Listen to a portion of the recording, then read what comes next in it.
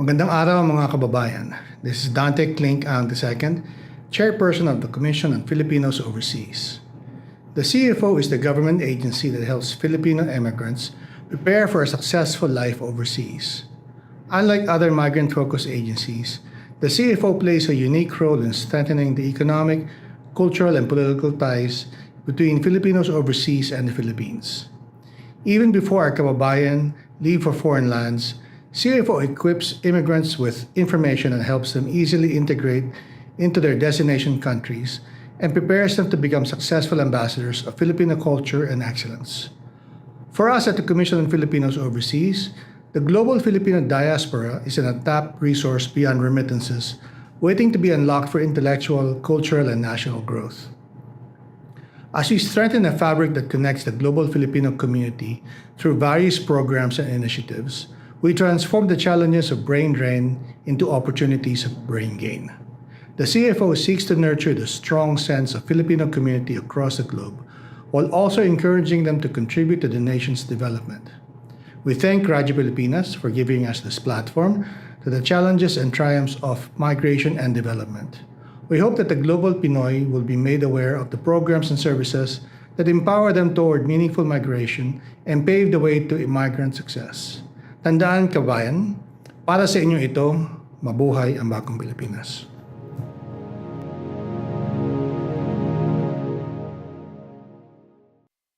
Narito na ang programang mag-uugnay sa mga Pilipinong naninirahan sa iba't ibang panig ng mundo. Serbisyong CFO sa Bagong Pilipinas. Serbisyong hatid ng Commission on Filipino Overseas at Radyo Pilipinas World Service. Ang programang magtatampok sa mga proyekto at serbisyo publiko upang mapalakas ang ugnayan ng milyong-milyong Pilipino sa kanilang bansang pinagmulan. Serbisyong CFO sa Bagong Pilipinas. Dito sa Radyo Pilipinas World Service.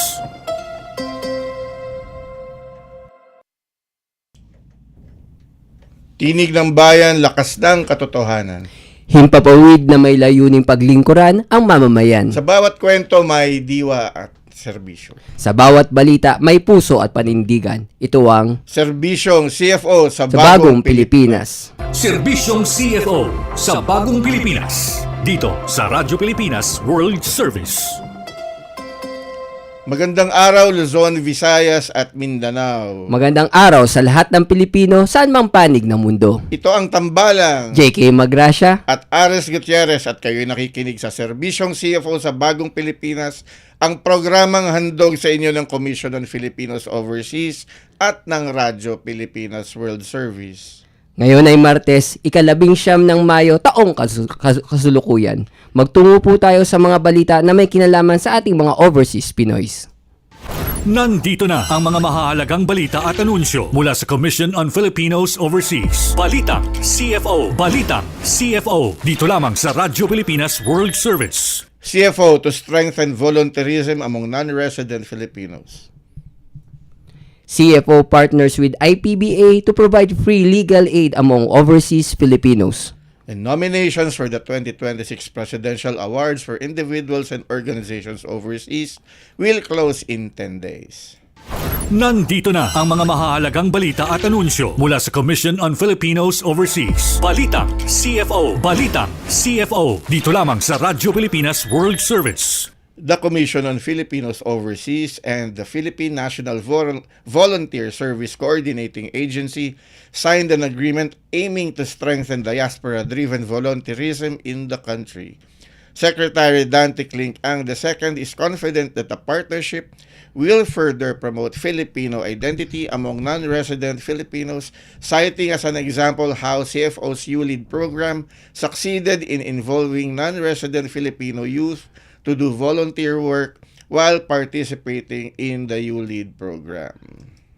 Nandito na ang mga mahahalagang balita at anunsyo mula sa Commission on Filipinos Overseas. Balitang CFO. Balitang CFO. Dito lamang sa Radyo Pilipinas World Service.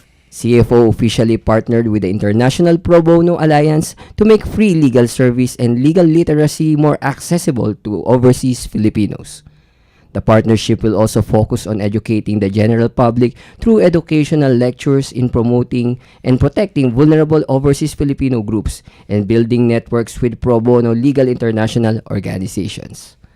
Under the agreement, IPBA will also accommodate legal referrals from the CFO for free legal consultation and counseling, specifically victims of human trafficking among the Filipino diaspora.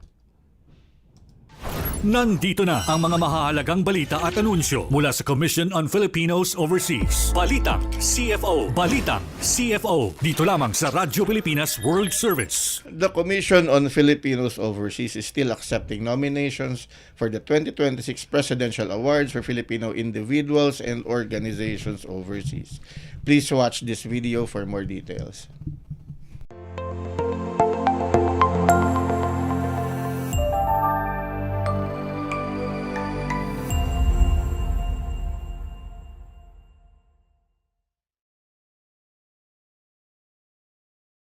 From every corner of the world, the Filipino spirit shines through compassion, excellence, and service.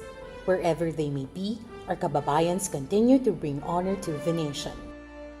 The Presidential Awards for Filipino Individuals and Organizations Overseas, or PAFIO, celebrates the extraordinary contributions of Filipinos abroad and international partners whose contributions transcend borders and uplift the Filipino spirit. Established in 1991 through Executive Order 498 under the presidency of President Corazon C. Aquino, the PAFIO was born from a deep gratitude for the global Filipino community's unwavering support for the nation's growth and resilience. From this vision grew a platform that honors excellence, service, and global solidarity in many different forms. The PAFIO honors contributions across 4 distinct categories, each celebrating different facets of excellence and service. The Banaag Award recognizes collective action that uplifts Filipino communities abroad, emphasizing the power of collaboration and support. The Pamana ng Pilipino Award acknowledges individual excellence and distinction in various fields, highlighting the remarkable achievements of Filipinos worldwide. The Lingkod sa Kapwa Pilipino or Linkapil Award honors those who give back through humanitarian efforts and nation building, showcasing the spirit of giving and dedication to the Philippines' progress. Lastly, the Kaanib ng Bayan Award recognizes foreign partners who have gone above and beyond in championing the Filipino cause, underscoring the importance of global collaboration. Since 1991, 555 individuals and organizations from 55 countries and territories were conferred with PAFIO by 7 presidents. Their achievements remind us that the Filipino spirit transcends borders, making an indelible mark on the world stage. This 2026, the search continues. The Commission on Filipinos Overseas invites nominations for the next presidential awardees, individuals and organizations whose achievements and service continue to inspire the world. Nominations open on December 11, 2025 and close on May 29, 2026. Beyond the milestones and figures of the PAFIO are the real hearts behind the mission, the men and women whose service embody the true spirit of the Presidential Awards.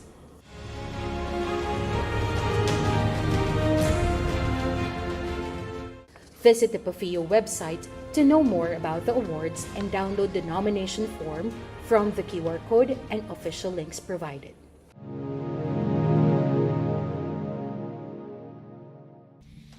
Alamin ang mga serbisyong inihahatid ng Commission on Filipinos Overseas. Serbisyong CFO. Dito lamang sa Radyo Pilipinas World Service. Attorney Carlo, welcome back. Matagal ka ring nawala sa program, pero alam nyo kasi ito si Attorney Carlo ay napaka-busy dahil sa dami ng ginagawa ng CFO ngayon.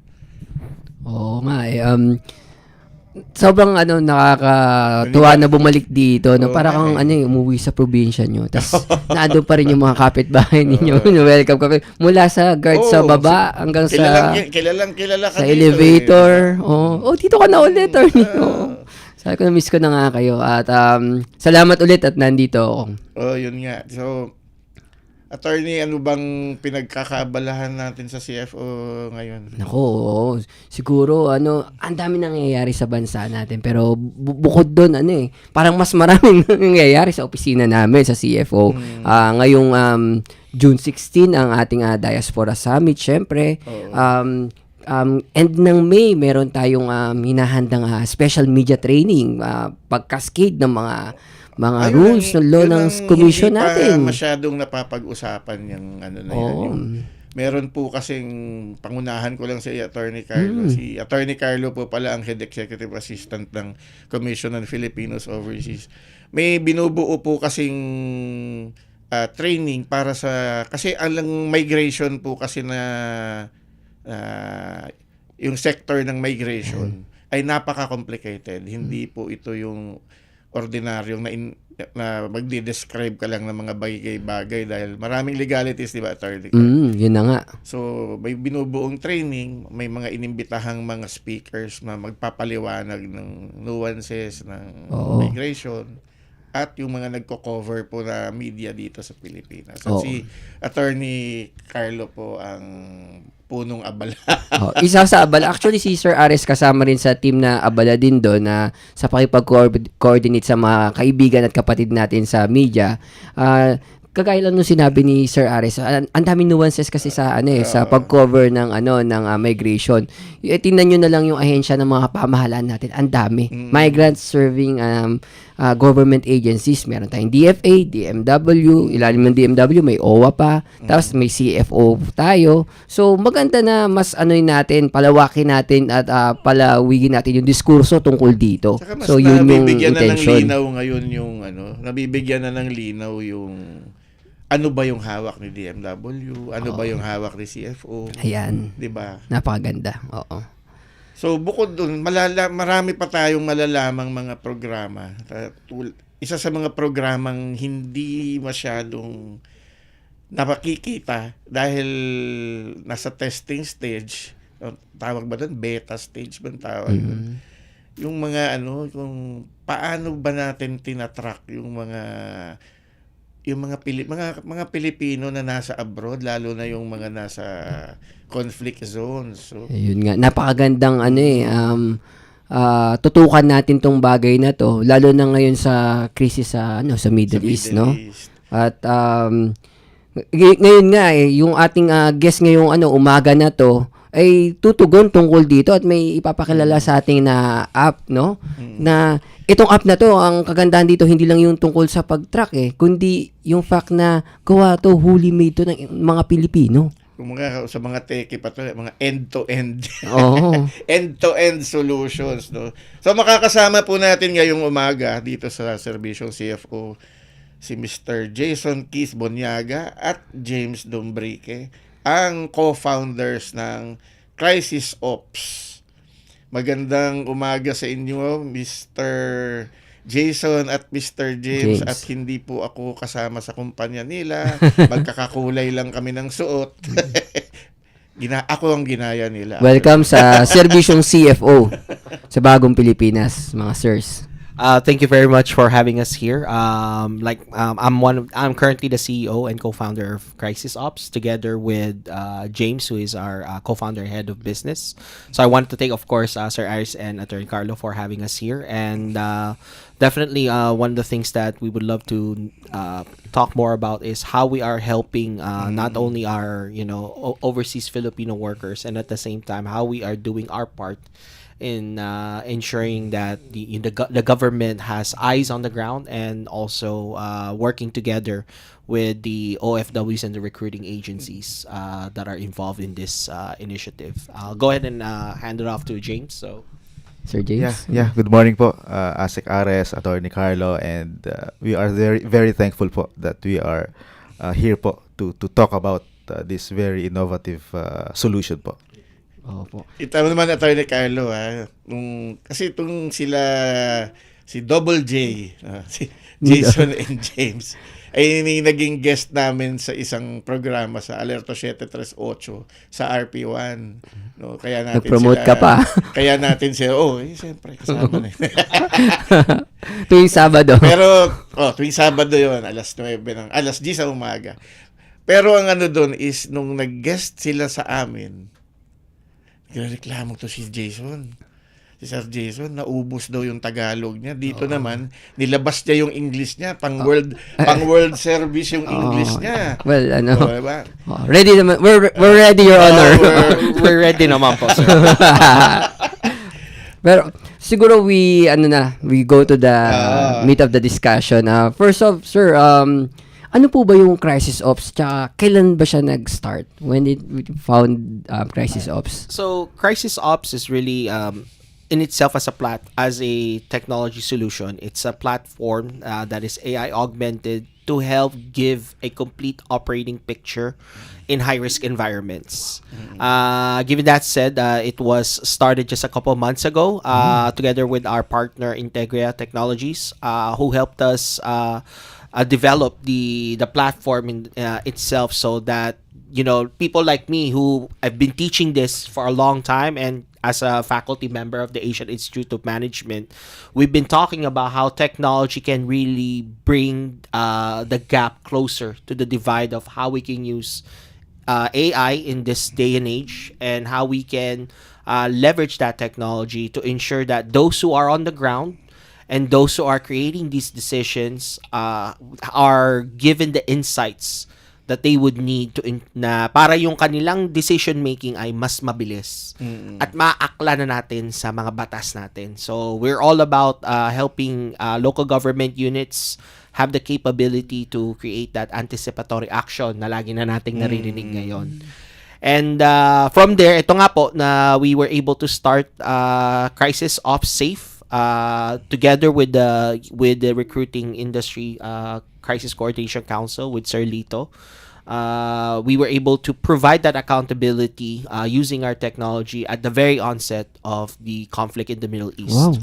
Because of our experience from the ground, having worked in both conflict zones and disaster zones, we saw the urgent need on how we can help our fellow kababayans to ask how I can let the government know, or let my recruiting agency know, if I'm safe, if I need assistance, or if I need urgent request or in an emergency situation. Pero yung safe na binabanggit nyo, sir, may ano yan, di ba?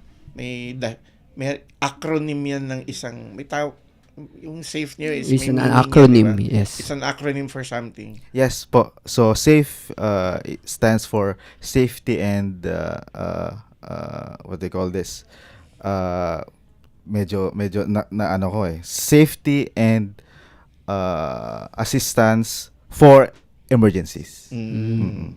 So it's really for our OFWs. So we partnered with yung nabanggit po kanina ni Jason, the Recruitment Industry Crisis Coordinating Council led by Sir Lito So Soriano. meron palang tayong gano'n, no? Yung Recruitment Industry Crisis Coordinating So Council ito po. yung mga grupo to ng mga employment agencies. Yes po. NGO ba sila? Ano ba sila? Parang iyakat, attorney. Parang ayakan. Kung ba sa government interagency, ito yung mga private sector na mga recruiters. Yung parang ganun, di ba, sir? It's an parang industry-led, yung mga industry associations po natin. They came together, of course led by Sir Lito Soriano, who is a veteran na po in the migrant workers industry.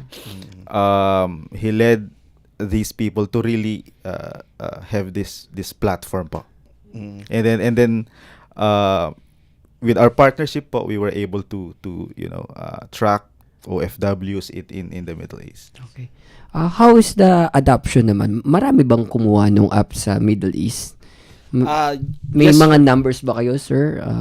Currently, sir, I can confidently say the last time po that we repatriated some of our citizens through the work of the RICCC, of course, with Sir Lito as well, we mentioned before, we had successfully identified overseas Filipino workers who wanted to leave the conflict areas. And currently, there's, if I'm not mistaken, the last number we're in a couple of thousands already of not only in the check-ins but also the private companies that are involved.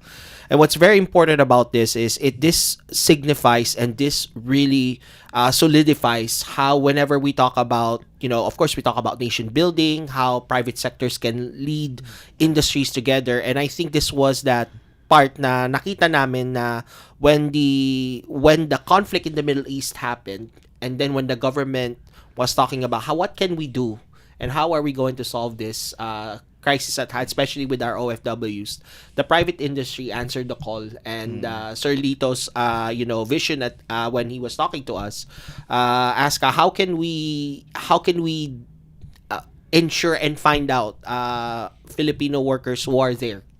And how can we leverage technology in this day and age to track them in the right context, to track them, ensure their safety, and of course, give visibility to the welfare and safety of the Filipinos, not just for the recruiting industry and the government, but also their families. Kasi syempre, alam naman po natin when our loved ones are far, especially as OFWs, na minsan nakikita na nga lang natin 2 taon, 3 taon. It's very important for us na mapakita natin sa ating sa pamilya nila dito na they're safe. Pero yung sir, para lang medyo bigyan pa natin ng, sa term mo nga, clear operating picture, di ba? Paano kinuha kayo ng RICC to provide the system?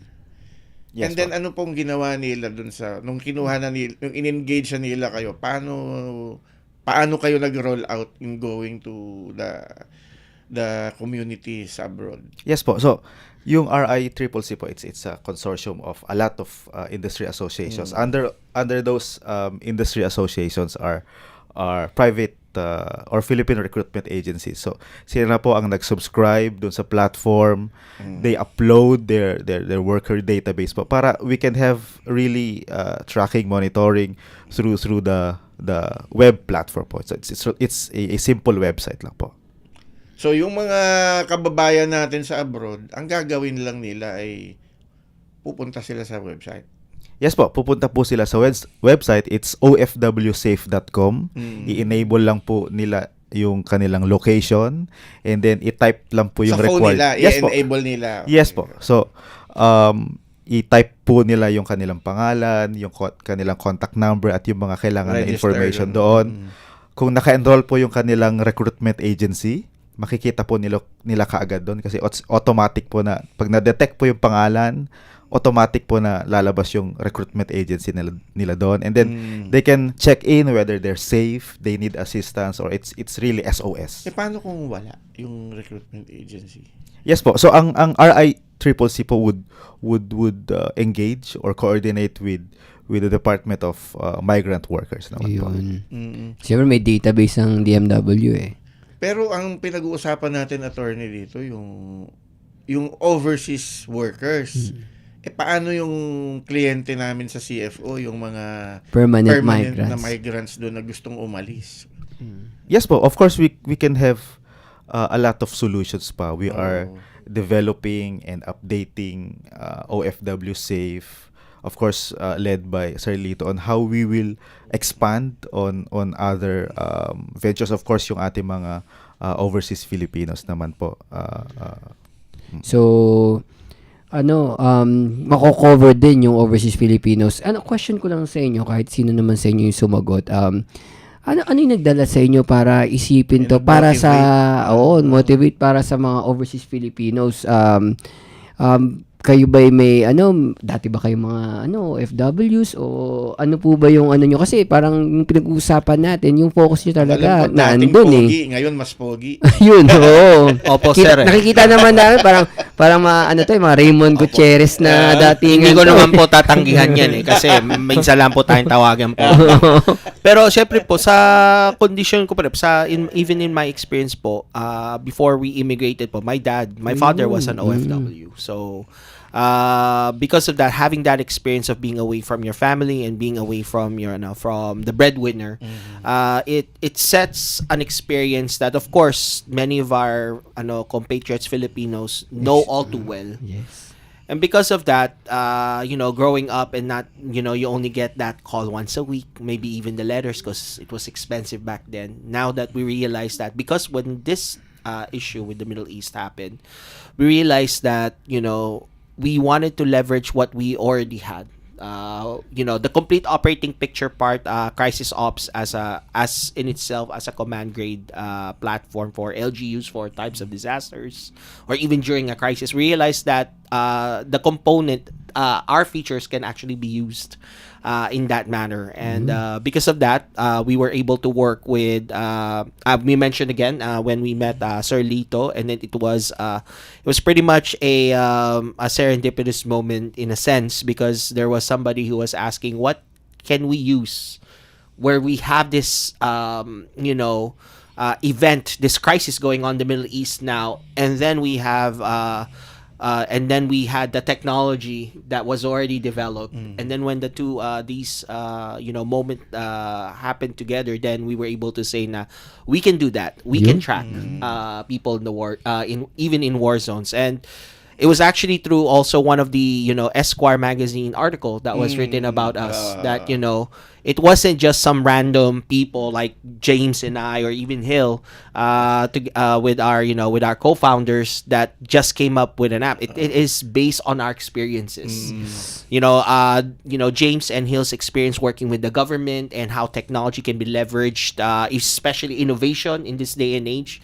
And of course, my experience teaching this on in a college, in a graduate school level, and having worked in the in the zones themselves, being a responder to humanitarian, and then getting all these education for it, and then realizing that that we actually have the technology to do this. Why don't we do it? Built by people who actually knows how to handle this, how to give that needed operating picture for those that needed the most, that insight.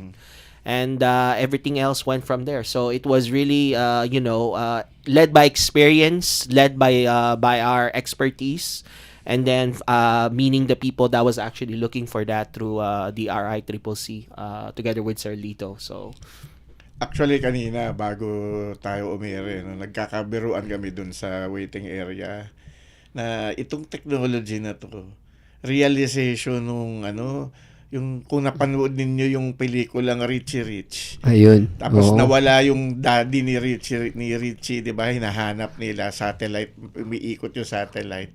Dad found, dad not found. Ito yung technology na yun. Alam mo, ngayon sir, na-realize ko, sir, kamukha mo yung scientist na kasama ni Richie Rich doon. Pero yun nga, buti na magkakasing edad. Nakuha namin reference, sir. Nakuha namin. Pero, ayun, napakaganda mga sirs, ha. Pero ito lang, dito ba sa Pilipinas, operational na rin kayo at may mga nag-adapt na rin ba dito? Oo. Yes, dito sa atin naman. Yes po. So, At saan po? Opo. So yung Crisis Ops po is really an entire operating system for high risk environment. So for the check-in naman po, we partnered with Quick Events dun sa first Isarog International Hot Air Balloon and Festival. So pina-check-in po namin lahat ng nasa volunteers, ng mga responder group. So we were able to adapt that technology on a local level. Na-testing talaga Yes dun po. ng gusto. Yes po. So of course, with this, we have guidance from our advisors. We have Dr. Chad Briggs from Asian Institute of Management, a colleague of Jason, who really has an experience, the knowledge, the experience, kasi he's I think a advisor or consultant of NATO and then some foreign organizations also. And to also add to that point, when we were using it for the Hot Air Balloon Festival, it solidified the platform's capability and the Pinoy talent That's a world stage that we were even good enough to be to have an advisor from Harvard Innovation Labs. Wow. So it is one of the hardest innovation labs to get into, and it's also one of the most prestigious, if not the most prestigious innovation lab in the world. And it really it just gave us that right enough advisory from these two giants. And then, of course, with our experience and our tech know-how and our capabilities, as you know, as Pinoy, Pinoy talent, it says that AI is not just for countries like the United States, Canada, Singapore. It also means that AI is here in the Philippines. We've adopted it, we've fielded it, Yes.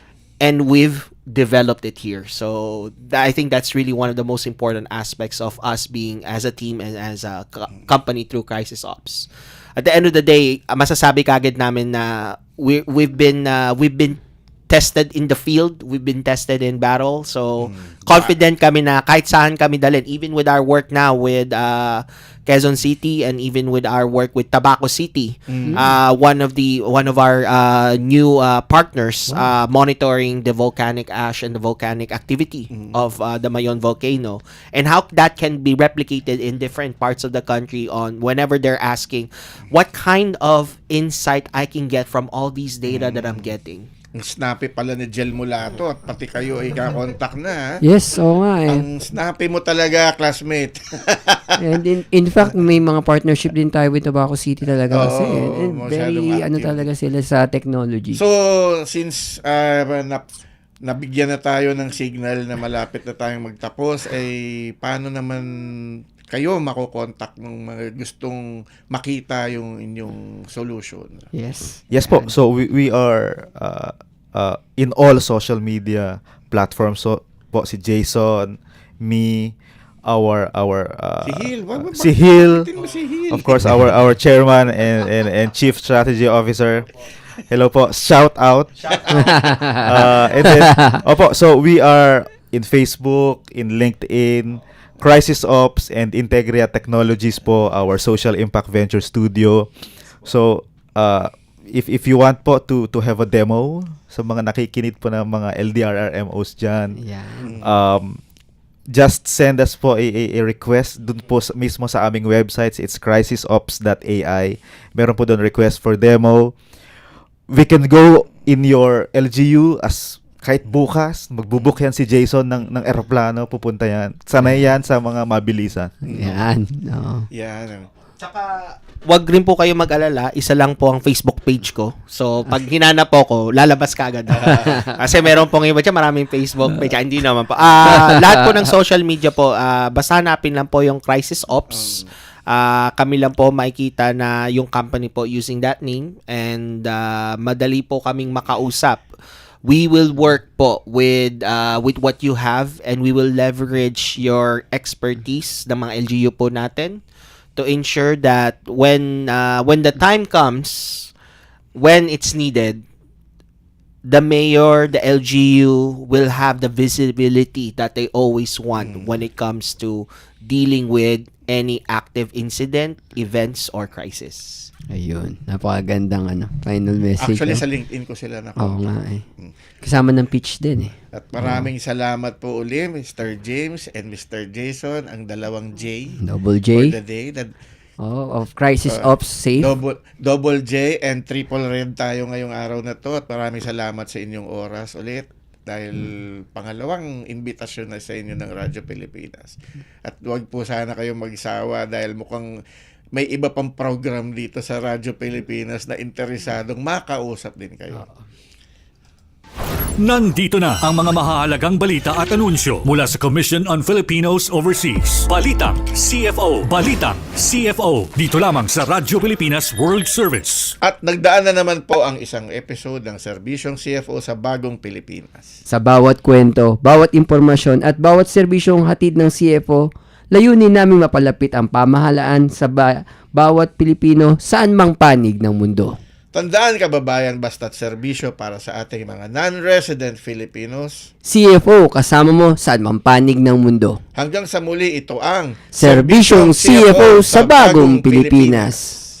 Narito na ang programang mag-uugnay sa mga Pilipinong naninirahan sa iba't ibang panig ng mundo.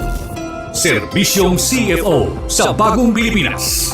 Serbisyong hatid ng Commission on Filipino Overseas at Radyo Pilipinas World Service. Ang programang magtatampok sa mga proyekto at serbisyo publiko upang mapalakas ang ugnayan ng milyong-milyong Pilipino sa kanilang bansang pinagmulan. Serbisyong CFO sa bagong Pilipinas. Dito sa Radyo Pilipinas World Service.